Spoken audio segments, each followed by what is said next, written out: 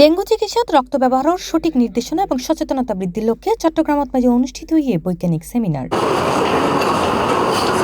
শুক্রবার সন্ধ্যা ৭টায় নগরের একখান রেস্টুরেন্টে আয়োজিত এই সেমিনারত মাঝে প্রধান অতিথি হিসেবে উপস্থিত আছেন চট্টগ্রাম বিভাগীয় স্বাস্থ্য পরিচালক ডাক্তার শেখ ফজলে রাব্বি।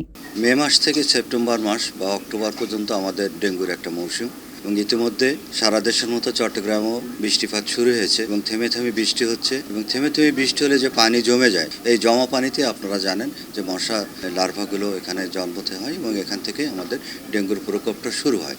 আমরা ইতিমধ্যেই জেনে গেছি বাংলাদেশে ডেঙ্গু এখন এন্ডেমিক হয়ে গেছে এবং এই অবস্থায় সবসময় কিছু না কিছু ডেঙ্গু রোগী থাকবে। সেই দৃষ্টিকোণ থেকে যদি আমরা দেখি তবে মূলত মানুষের সচেতনতা একটি বিষয়, আর দ্বিতীয় ডেঙ্গু যেখানে মশা লার্ভা এখানে জন্ম নেয়, এই বিস্তারটা আমাদের কিভাবে রোধ করা যায়। সেক্ষেত্রে আমাদের প্রথম থেকেই আমাদের সিটি কর্পোরেশনের সহযোগিতায় আমরা মশক নিধন অভিযান সেটা আমরা শুরু করতে যাচ্ছি এবং তাদেরকে নির্দেশনা দিয়েছি এবং যে বিষয়টা যে ওষুধগুলো কার্যকরী হবে সেই বিষয়ে আমাদের একটা নীতিমালা আমরা করে দিয়েছি। মেডিকেল সেন্টার হসপিটালের ব্যবস্থাপনা পরিচালক ডাক্তার মোহাম্মদ মনিরুজ্জামানের সভাপতিত্বে এবং প্রতিষ্ঠানের জেনারেল ম্যানেজার মোহাম্মদ ইয়াসিন আরফাতের সঞ্চালনায় অনুষ্ঠানত মাঝে স্বাগত বক্তব্য রাখে মেডিকেল সেন্টার হসপিটালের পরিচালক ডাক্তার তাহমিদ জোনায়েদ মাহমুদ।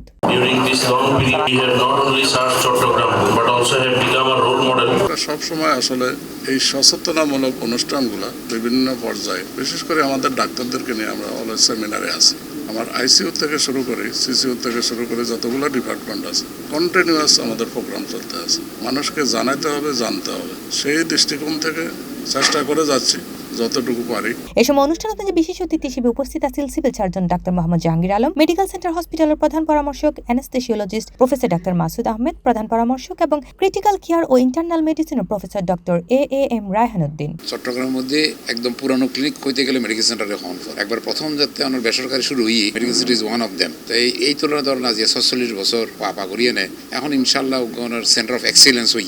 সেমিনারত মাঝে ডেঙ্গু বিষয়ক রক্তের ব্যবহার লইয়ে গুরুত্বপূর্ণ পর্যালোচনা তুলে ধরে ডাক্তার আশরাফুল হক। ২০২২ সাল থেকে যতগুলো সিবিসি রিপোর্ট আমি দেখলাম সবগুলোর মধ্যে দেখলাম যে হিমোগ্লোবিন ভালো।